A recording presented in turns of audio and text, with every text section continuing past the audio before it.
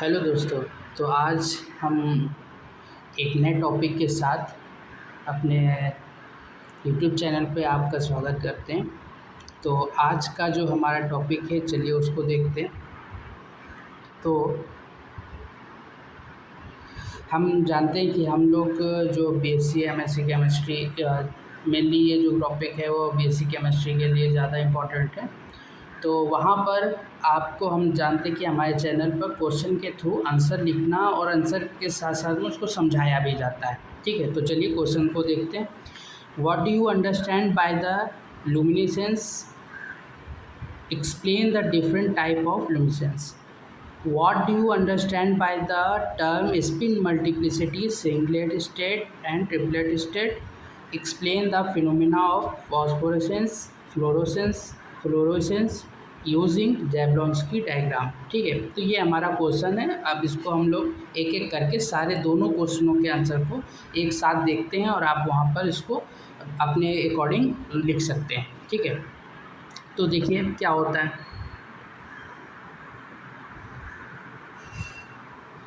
क्या होता है कि जैसे आप देखिए, जब भी हम किसी भी चीज़, जैसे मतलब आप किसी भी पार्ट को या किसी भी मेटल को जो है हम लोग हीट करते हैं, तो हीटिंग के थ्रू जब हम लोग मेटल, जैसे मान लीजिए कोई मेटल है, ठीक है, उसको हम लोग क्या करते हैं,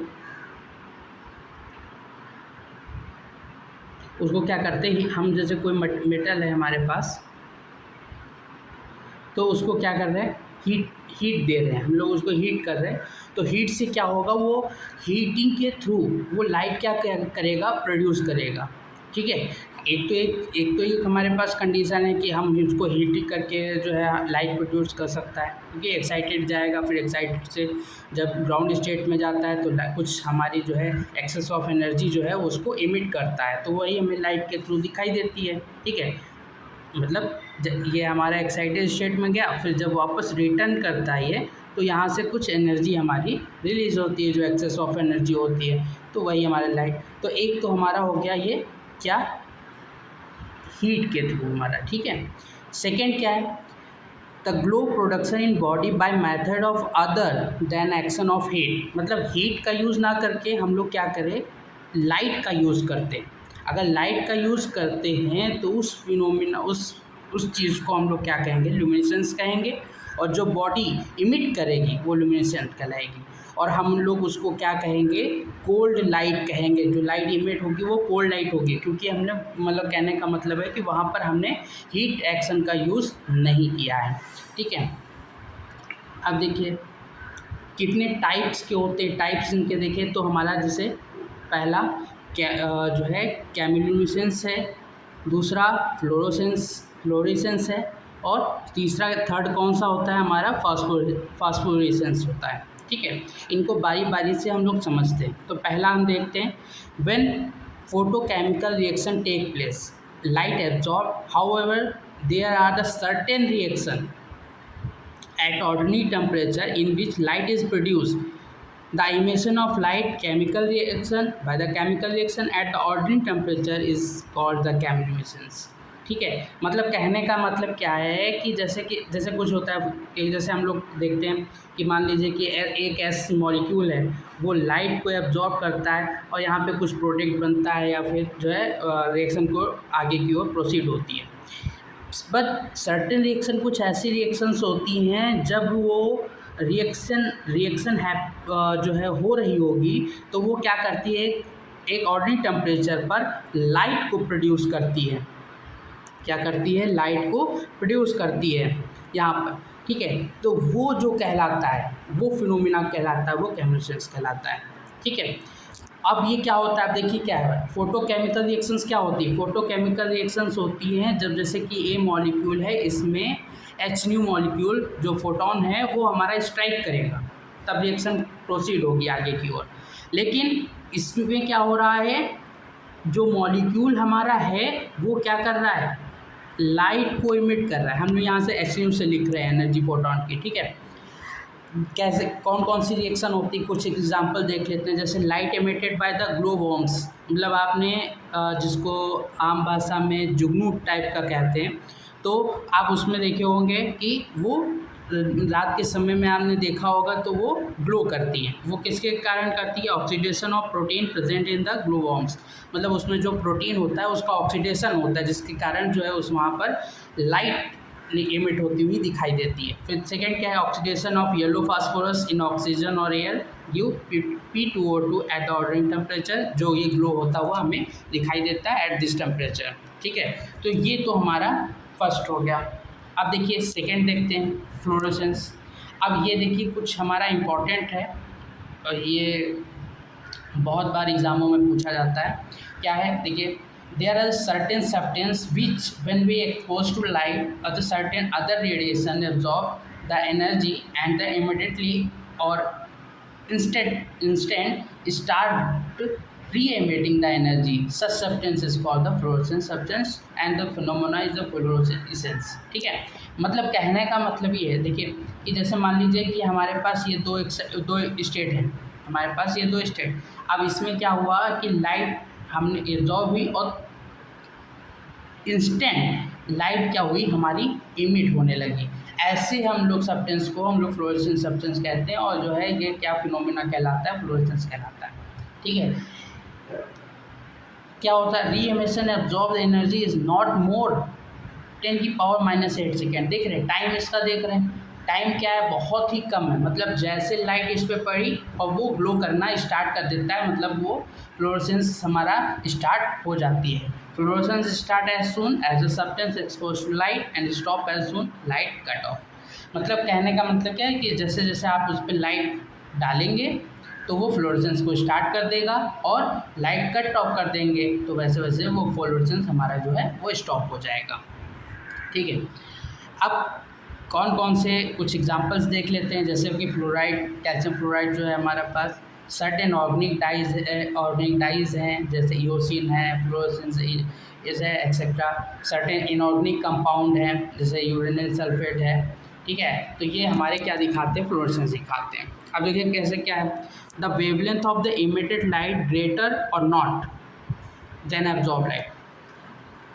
अब आपको यहाँ पे जैसे देखिए क्या है, आपको अब यहाँ पे ये सोचना है।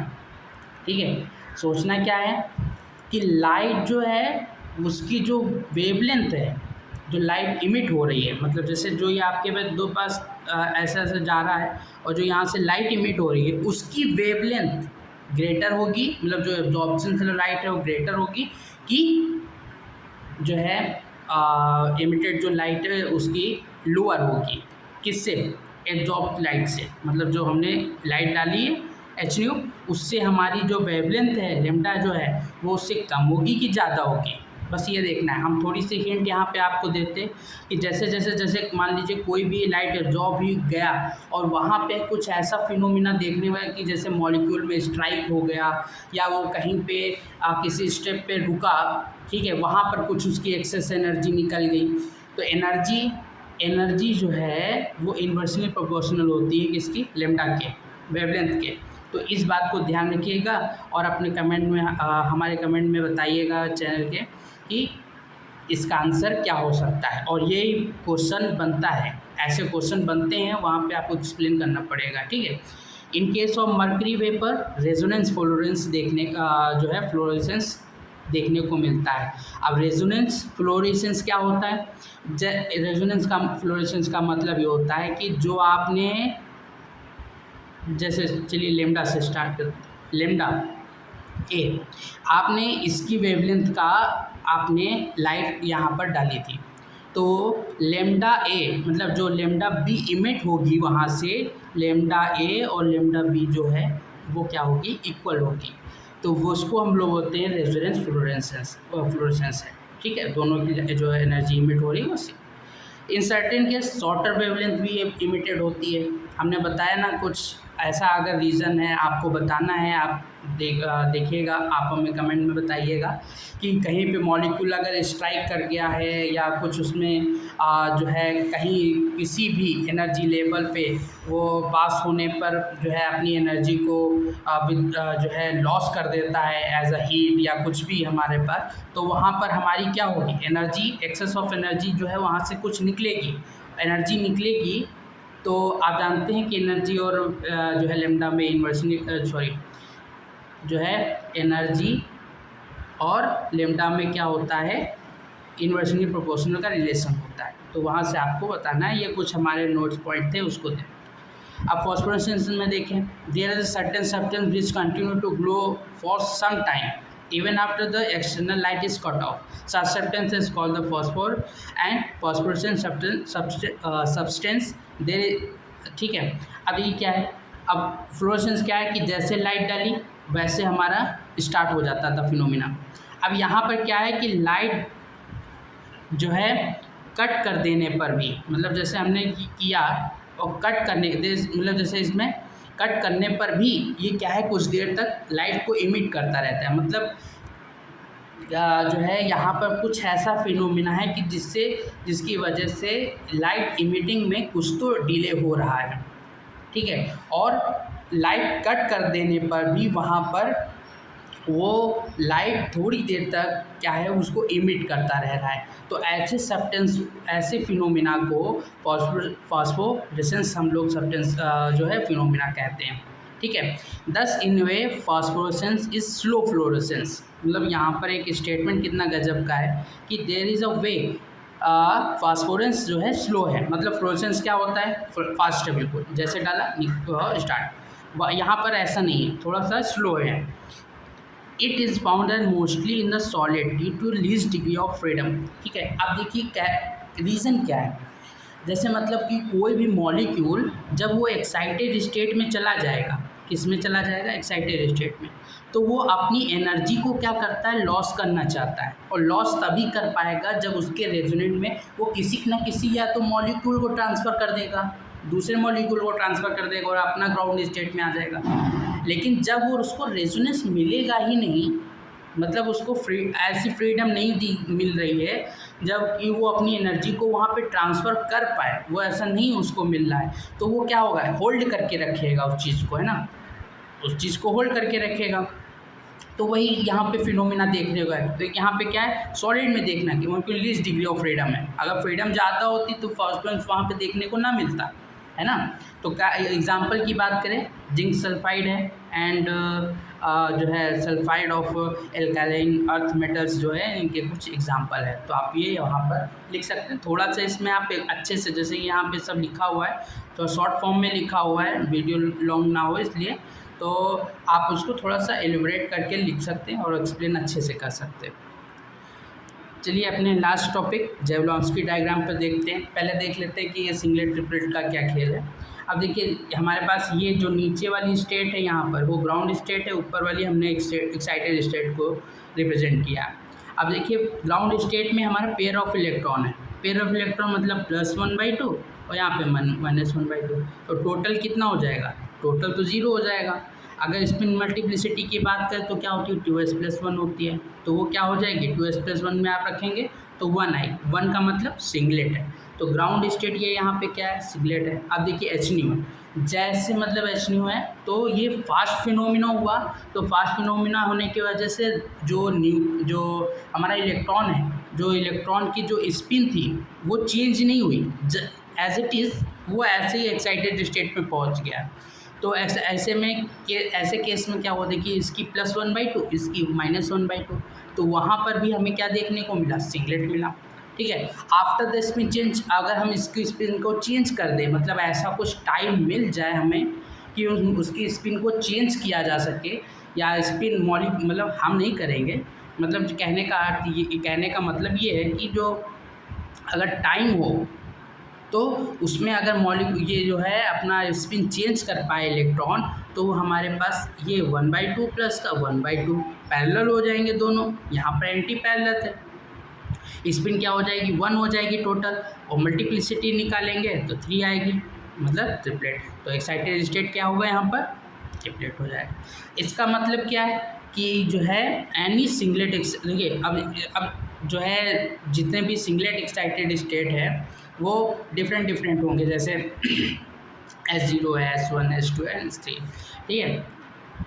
हायर एनर्जी देन, अब थोड़ा सा ये बात करते हैं यहाँ पर, ये जो स्टेटमेंट लिखा हुआ है, क्या लिखा हुआ है कि singlet excited state found have higher energy than corresponding triplet state, ठीक है। अब कैसे, आप याद रखिएगा, आपने शायद जो है पढ़ा हो कोऑर्डिनेशन में, जब आपने टर्म सिंबल के बारे में पढ़ा होगा कि एनर्जी जो है इन्वर्सली प्रोपोर्शनल टू मल्टीप्लिसिटी होती है।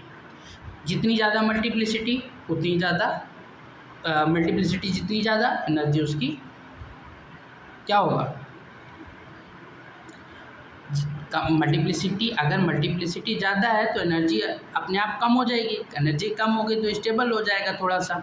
तो वही कह रहा है कि any singlet excited state found to have higher energy than corresponding triplet state. तो जितने भी सिंगलेट स्टेट होंगे जो एस से नोट करेंगे हम लोग, तो वो ट्रिपलेट जो है नीचे होगा, सिंगलेट ऊपर होगा। इतनी बात आपको याद रखना है।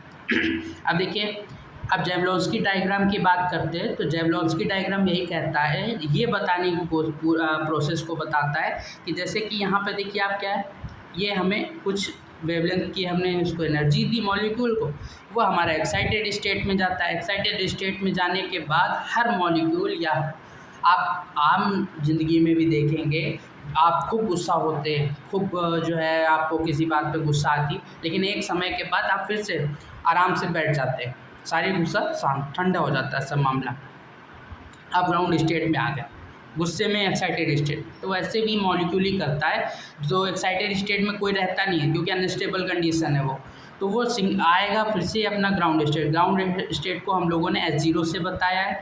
फिर डिफरेंट डिफरेंट स्टेट है, बस याद रखिएगा कि सिंगलेट ऊपर रहेगा और ट्रिपलेट ये इसकी एनर्जी, ये एनर्जी कम होगी और इसकी एनर्जी ज़्यादा होगी, इतनी बात याद रखिएगा, ठीक है। तो कॉरस्पॉन्डिंग, जैसे थर्ड है स्टेट, तो उसमें कॉरस्पॉन्डिंग ट्रिपलेट स्टेट भी है, सिंगलेट स्टेट है, तो हमने कुछ इस तरीके से उसको रिप्रेजेंट किया है, S3, G3, S2, T2, S1, T1 and S0।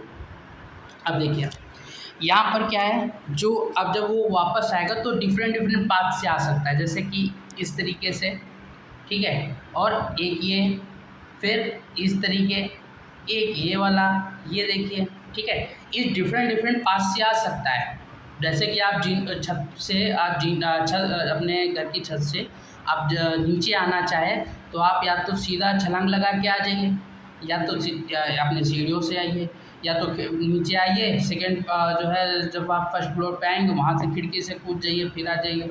तो डिफरेंट डिफरेंट पाथ है, तो उसी डिफरेंट डिफरेंट पाथ को जैवलॉन्स्की डायग्राम एक्सप्लेन करता है। तो वहीं पे हम लोग इसको देखते हैं। देखिए सबसे पहले क्या, जब भी आप सिंगलेट से सिंगलेट में आएंगे और हमारी जो रेडिएशन होगी वो रेडिएशन लेस होगी, मतलब नॉन रेडिएटिव, मतलब वहाँ पे लाइट नहीं देखेगी, हीट एज अ हीट। तो ये करली एरो बना हुआ है वहाँ पर, इसका सॉरी करली नहीं, ये आपको जो जिगजैग में एरो बना हुआ है उसका मतलब है ये एज अ हीट निकल रहा है, मतलब रेडिएशन लेस ही है, ठीक है, नॉन रेडिएटिव नेचर है, ठीक है। तो अब क्या है, जब सिंगलेट से सिंगलेट नॉन रेडिएटिव होगा तो वो हम कहलाएंगे, उसको कहेंगे इंटरनल कन्वर्जन, ठीक। और जब सिंगलेट से ट्रिपलेट सिंगलेट से क्या होगा, सिंगलेट से ट्रिपलेट होगा नॉन रेडिएटिव नेचर में, तो वो कहलाएगा इंटर सिस्टम क्रॉसिंग, मतलब